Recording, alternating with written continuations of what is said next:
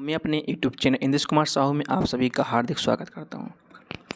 इस वीडियो के माध्यम से मैं आपको बताने वाला हूं जो 1 जुलाई से जो नए कानून बदले गए हैं और जो अंग्रेज़ों के ज़माने से चले आ रहे थे कानून जो अब बदल दिए गए हैं, कौन कौन से नए कानून हैं, इसके बारे में पढ़ेंगे कि नए आपराधिक कानून जानते हैं और क्या क्या बदलने वाला है। अब एक कानून बदल चुके हैं जो अंग्रेज़ों ने कानून बनाए थे अपने इंडिया में, आईपीसी। अब उन कानूनों को बदल दिया गया है, 1 जुलाई से लागू भी हो गए हैं। तो जानते हैं अब नए कानून किस प्रकार के होंगे और जनता को किस प्रकार से उसका पालन करना चाहिए और क्या सावधानियां बरतनी है।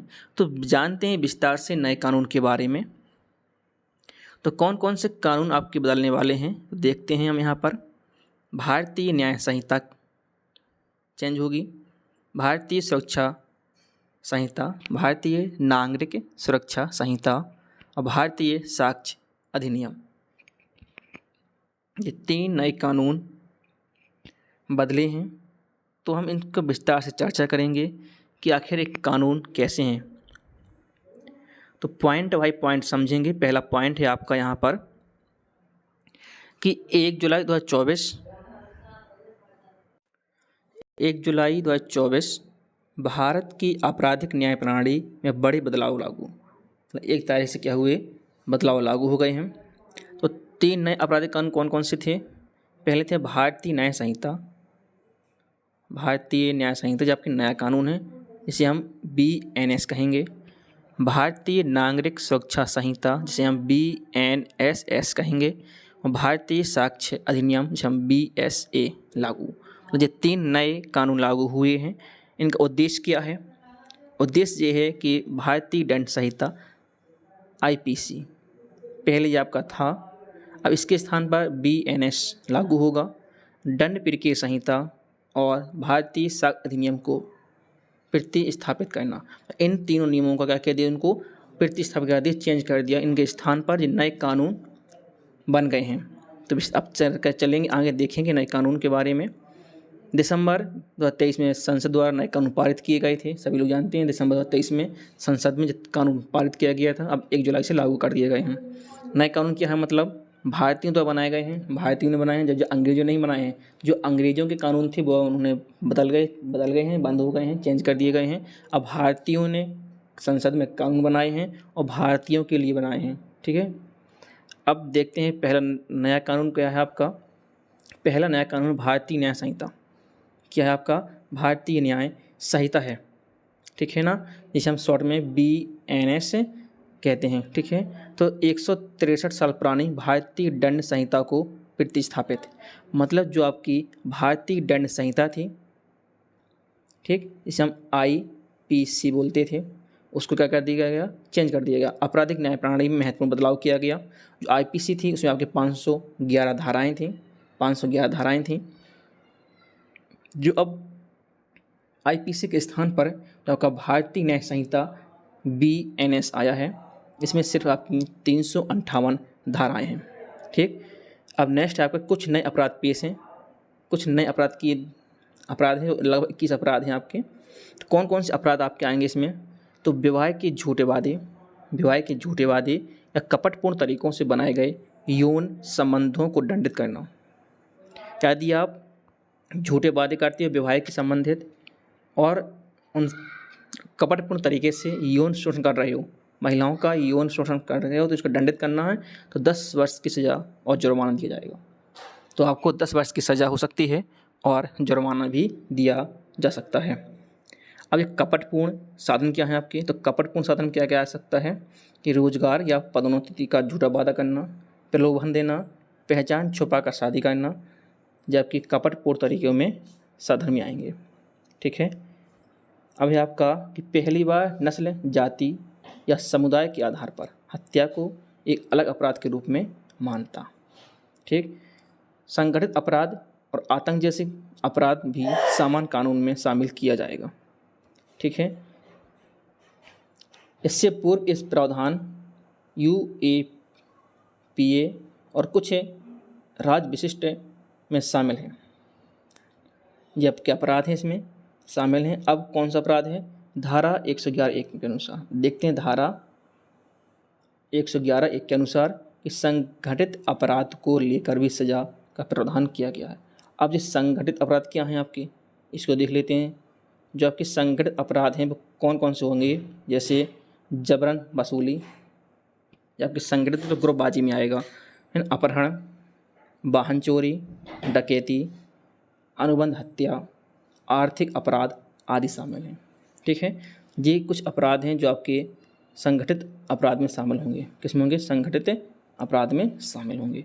मैं आशा करता हूँ आप सभी को ये वीडियो पसंद आ रही होगी और नए कानून आपके लिए समझ में आ रहे होंगे, क्योंकि ये नए कानून समझना बहुत ही आवश्यक है। और वीडियो पसंद आती है तो वीडियो को लाइक करें, चैनल को सब्सक्राइब करें, अपने दोस्तों में भी शेयर करें। दंड खंड है आपका 301 304(1) में स्केचिंग को एक अलग अपराध के तौर पर शामिल किया गया।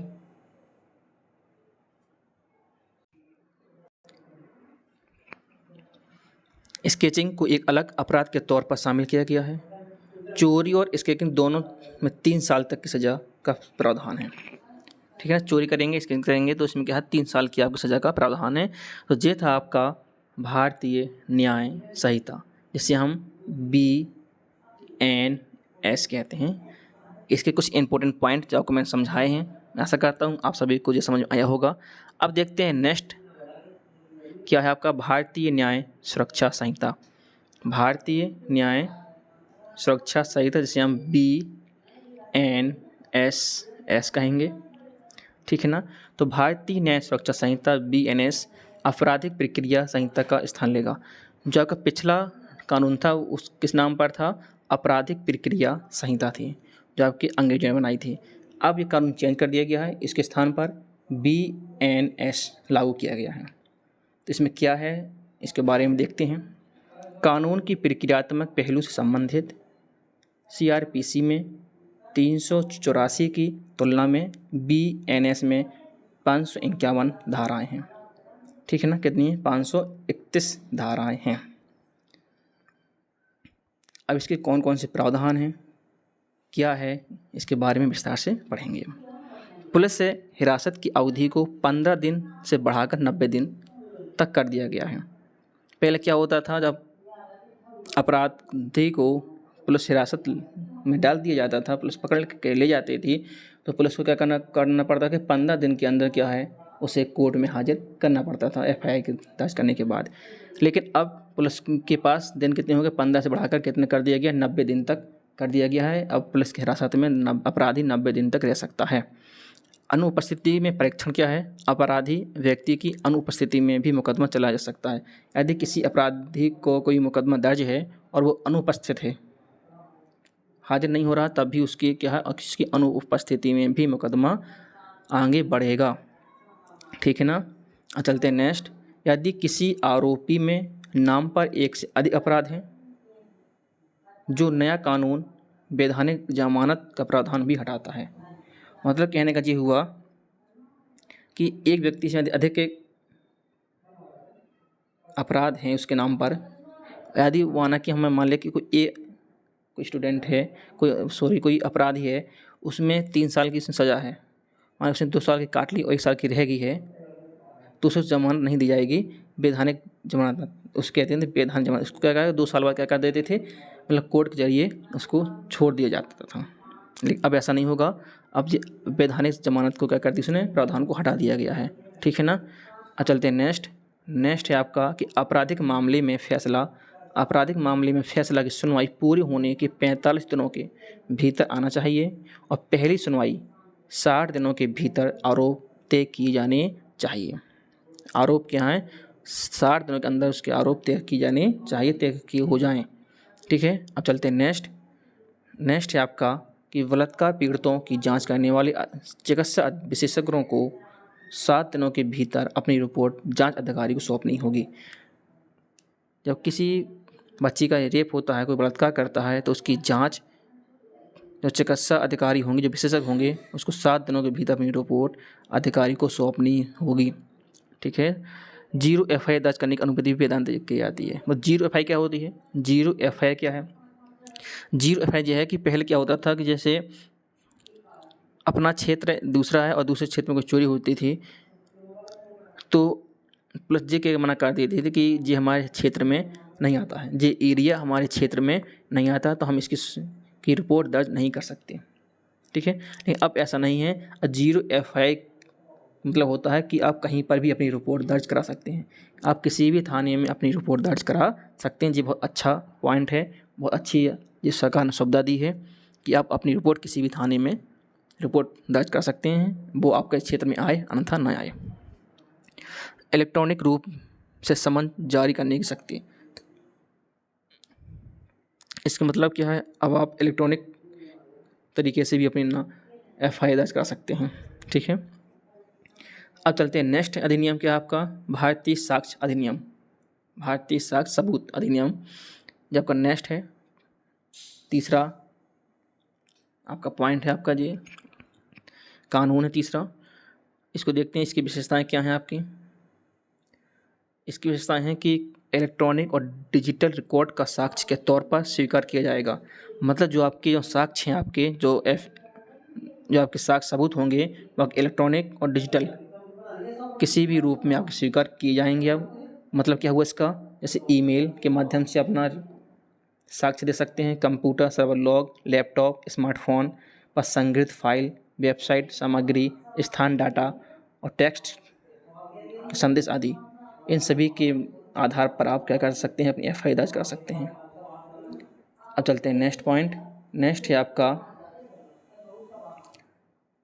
कि मौखिक साक्ष्य को इलेक्ट्रॉनिक रूप से लेने की भी अनुमति देता है। इलेक्ट्रॉनिक रूप से अपने साक्ष्य अपने दे सकते हो एविडेंस। ठीक है, पीड़िता को अधिक सुरक्षा प्रदान करने के लिए पीड़िता का बयान ऑडियो और वीडियो के माध्यम से दर्ज किया जा सकता है। यदि कोई पीड़िता है, यदि कोई इसको मतलब रेप हो गया है किसी का, तो वो अपनी सुरक्षा कह सकते हैं, अपना दर्ज है बयान ऑडियो और वीडियो के माध्यम से भी रिकॉर्ड करा सकते हैं। केवल महिला पुलिस अधिकारी के द्वारा ही बयान दर्ज किया जाएगा। यदि कोई रेप पीड़िता है, यदि कोई रेप पीड़िता है तो उसका सिर्फ बयान पुलिस अधिकारी ही, महिला पुलिस अधिकारी ही बयान दर्ज करेगी और उसके परिजनों के सामने। तो ये था आपके नए कानून के बारे में आपको मैं विस्तार से समझाया। तो मैं आशा करता हूँ आप सभी को यह वीडियो पसंद आई होगी। यदि आप सभी को वीडियो पसंद आती है, वीडियो को लाइक, चैनल सब्सक्राइब, अपने दोस्तों में शेयर अवश्य करें। मेरी मुलाकात अगली वीडियो में फिर होगी, तब तक के लिए नमस्कार, जय हिंद।